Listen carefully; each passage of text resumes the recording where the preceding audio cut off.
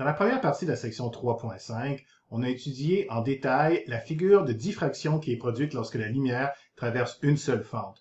On avait déjà parlé de la diffraction à la section 3.1. On avait vu que, dépendamment de la largeur de la fente, le cône de diffraction peut être plus ou moins étroit. Et ensuite, à la section 3.2, on avait vu ce qui se passe lorsque deux cônes de diffraction se superposent. On obtient une figure d'interférence avec des maximums et des minimums également espacés.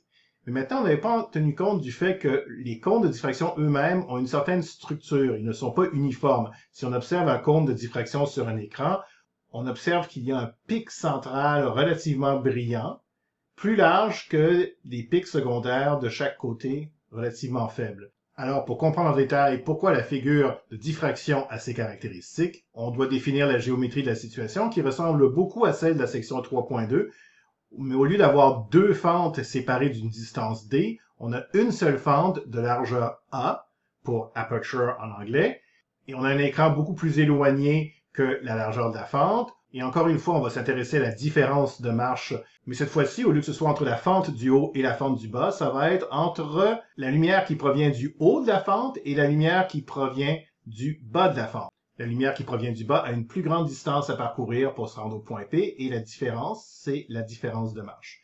Alors, à la section 3.2, on avait vu que la différence de marche valait petit d sin θ, mais ici, vu que petit d, c'est petit a, la différence de marche vaut petit a sin θ.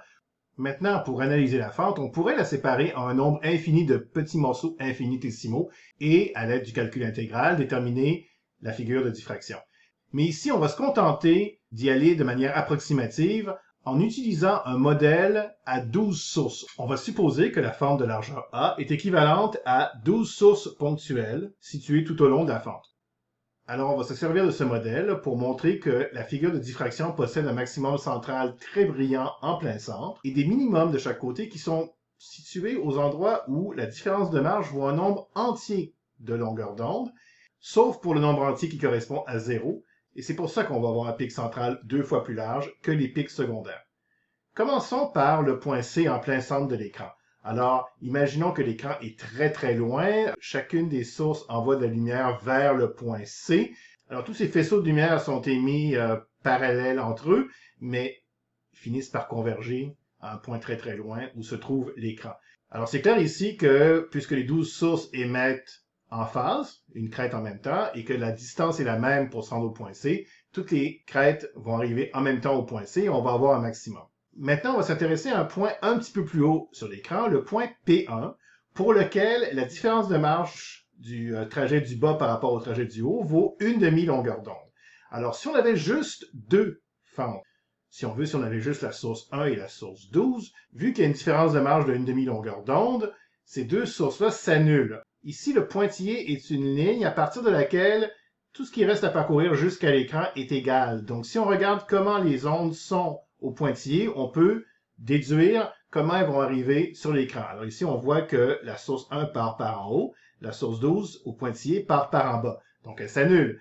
Mais si on regarde les autres sources, la 2 annule peut-être un petit peu la 11, mais finalement, au centre, elles se renforcent toutes, ce qui fait qu'on n'a ni un maximum, ni un minimum. En fait, au point P1, on est encore à l'intérieur du pic central 2 fois plus large.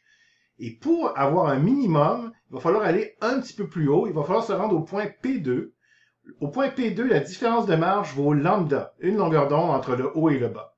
Maintenant, si on veut qu'une source donnée s'annule avec une autre source, il faut que les sources soient inversées, donc il faut qu'elles aient une différence de marge de lambda sur 2. Mais si la différence de marge totale pour la fente vaut lambda, et qu'on veut par exemple trouver une source qui va annuler la source 1, il faut se déplacer de une demi-fente pour arriver à la source numéro 7, qui est une demi-longueur d'onde décalée par rapport à la source 1. Si on regarde encore une fois au pointillé, la source 1 part par en haut, puis la source 7 part par en bas.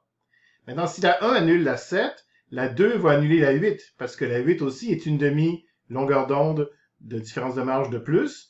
La 3 va annuler la 9. Par exemple, la 3 part relativement à un maximum au pointillé. La 9 part relativement à un minimum. La 4 annule la 10. La 5 annule la 11. La 6 annule la 12. Chaque source réussit à trouver une source qui l'annule une demi-fente plus bas. Tout s'annule et il n'y a pas de lumière au point P2 qui va être notre premier minimum.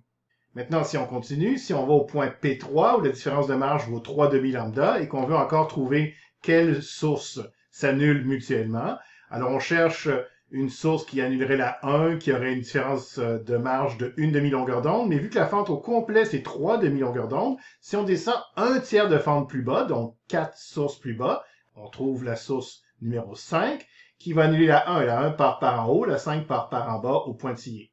De même, la 2 va annuler la 6, la 3 va annuler la 7 et la 4 va annuler la 8. Mais il nous reste 4 sources, 9, 10, 11, 12, qui ne s'annulent pas entre elles.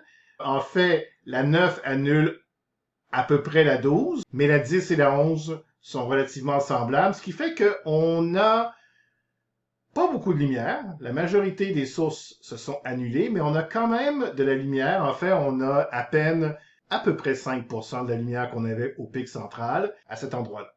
Pour arriver au minimum suivant, il va falloir aller à 2 lambda. Lorsque la différence entre le haut et le bas vaut 2 lambda, pour trouver une source qui s'annule, il faut descendre un quart de fente plus bas pour trouver lambda sur 2. Donc la 1 va annuler la 4, la 1 part par en haut, la 4 part par en bas. La 2 va annuler la 5, 3 avec la 6. Et on recommence, 7 avec la 10, 8 avec la 11, 9 avec la 12. Toutes les sources sont annulées. On a notre deuxième minimum. Ici, on a représenté sur un graphique l'intensité de la lumière en fonction de la différence de marge. Donc, on voit que chaque fois que la différence de marge est un nombre entier de longueur d'onde, on a un minimum et non un maximum, sauf à delta égale 0 où on a un maximum, ce qui fait en sorte que le maximum central est 2 fois plus large. Pour déterminer les minimums de diffraction, il faut poser que delta vaut un nombre entier de longueur d'onde, m égale plus ou moins 2, plus ou moins 3, mais n'inclut pas 0. On remarque qu'on ne donne pas d'équation pour les maximums de diffraction parce qu'on pourrait montrer en faisant une analyse détaillée que les maximums ne se trouvent pas à égale distance entre les minimums, à peu près, mais pas tout à fait.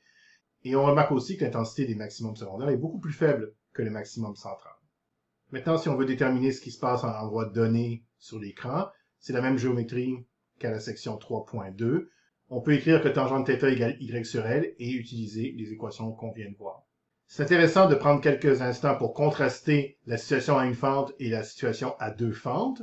Alors, lorsqu'on avait deux fentes, on s'intéressait à la différence de marge entre une fente et l'autre. Et quand cette différence de marge valait un nombre entier de longueur d'onde, on avait un maximum. Tandis que dans le cas de la diffraction, on s'intéresse à la différence de marge entre le bas de la fente et le haut de la fente. Et quand cette différence de marge vaut un nombre entier de longueur d'onde, on a les minimums, sauf à 0, où on a un maximum dans les deux cas. En laboratoire, lorsqu'on effectue une expérience de Young, on observe une figure qui à la fois montre l'effet des deux fentes et l'effet de chacune des fentes. Donc chacune des fentes produit un cône de diffraction qui a la structure qu'on vient de voir, donc avec un maximum central 2 fois plus large. Vu que les deux fentes sont très rapprochées, ces deux cônes-là sont pratiquement un sur l'autre. Mais maintenant, il y a un phénomène d'interférence. La lumière d'un cône peut interférer de manière constructive ou destructive avec la lumière de l'autre cône et produire ce qu'on avait vu dans la section 3.2, des maximums et des minimums également espacés. Alors, on avait vu qu'en général, plus l'ouverture est petite, plus elle produit un effet large sur l'écran. Alors, quand on a deux fentes, évidemment, chacune des fentes est plus étroite que la distance entre les fentes, ce qui fait que la figure de diffraction à une fente est plus large que l'effet d'interférence à deux fentes. On observe donc plusieurs maximums d'interférence à l'intérieur du maximum central de diffraction. Donc, sur le schéma ici, où on voit aussi l'intensité représentée sous forme de graphique, on peut observer à la fois l'effet d'interférence et de diffraction, ce qui nous permettrait de déterminer à la fois la distance entre les fentes et la largeur de chacune des fentes.